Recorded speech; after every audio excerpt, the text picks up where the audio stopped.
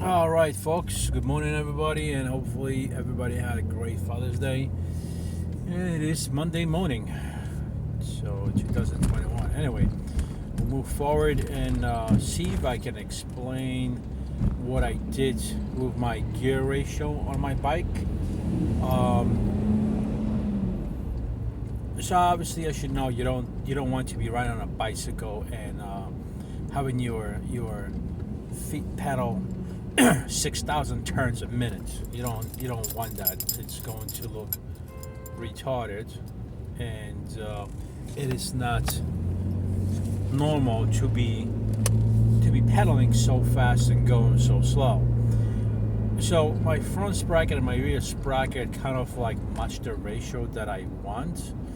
I was doing basic calculations of what sprocket I will need in the front, and I got this whatever sprocket I got, which is 17 tooth from China with the hub motor. So it's well, with the 17 tooth is actually good because if it was anything bigger, it actually will make me pedal really, really fast and really crazy. So what I did was I matched the front sprocket to the rear, let's say a flywheel because it really is, or freewheel, whichever. But they both sprockets, and the front one is 30 tooth, and the rear one is 17. So if you have motorcycle tires and they are 19 inch, which that's what my are, if you put a front sprocket with 30 teeth, you are going to be totally fine.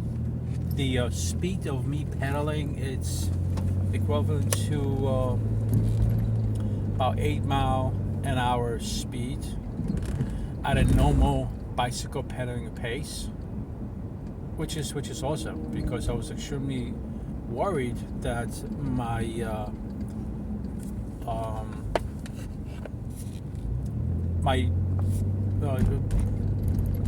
gear ratio is going to be really bad.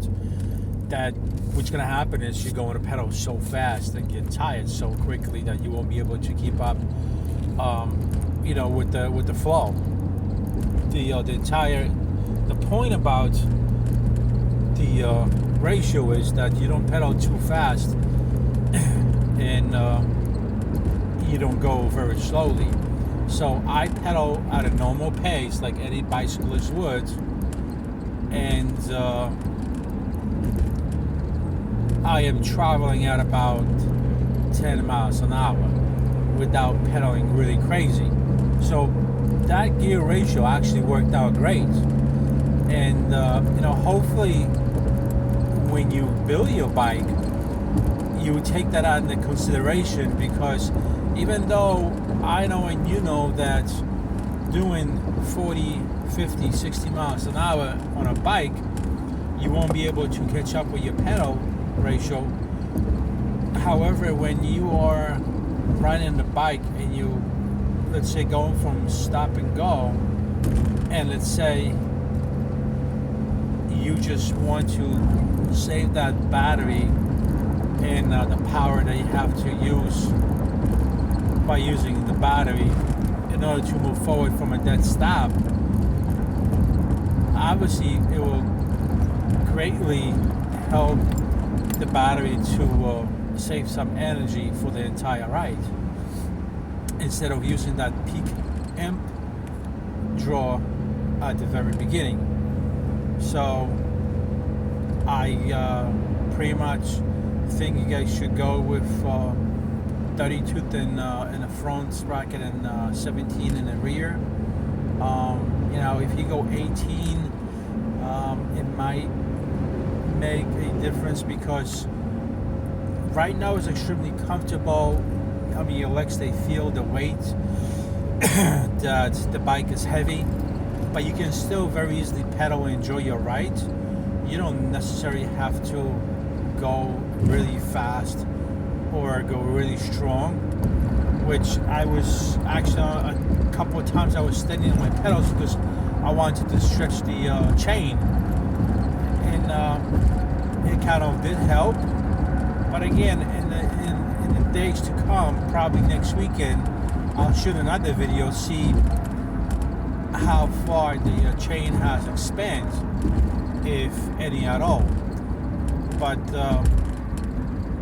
like I said, I'm very happy with the gear ratio on the bicycle, because I don't have to pedal really fast and go really slow. I don't have to pedal really hard and go even slower.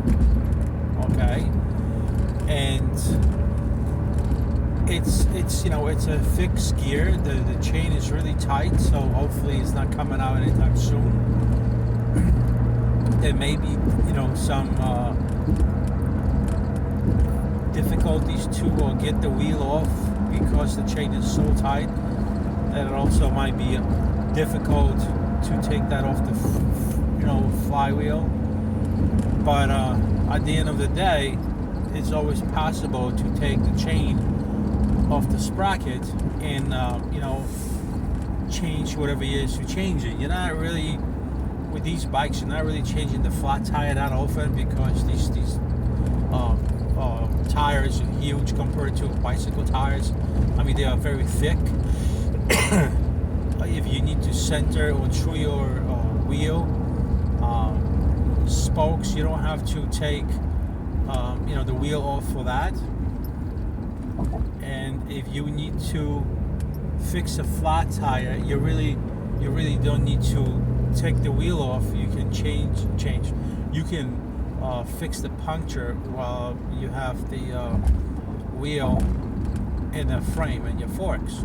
So it's not really such a problematic situation, but something to keep under consideration, due to the fact that you're still riding a bike, and you don't want to get strangled at a field somewhere in the middle of nowhere.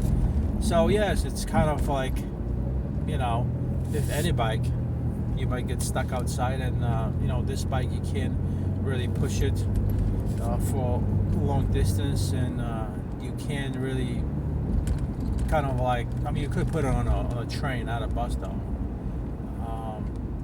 But yeah, so that's the ratio gear information for you guys. I think that's a perfect ratio for the gearing in these bikes, since they are heavy, and you can feel with your legs, because my legs got really swollen really hard, really fast. So if you again, if you're doing this build and you're concerned about the gearing, I think this is a perfect gearing for anybody. All right, folks, I'm gonna get out of here, because I gotta head to work and kind of give that 8-hour schedule issue going. So luckily no overtime. But folks, until then, stay safe, wear your gear, always be cool about the gears.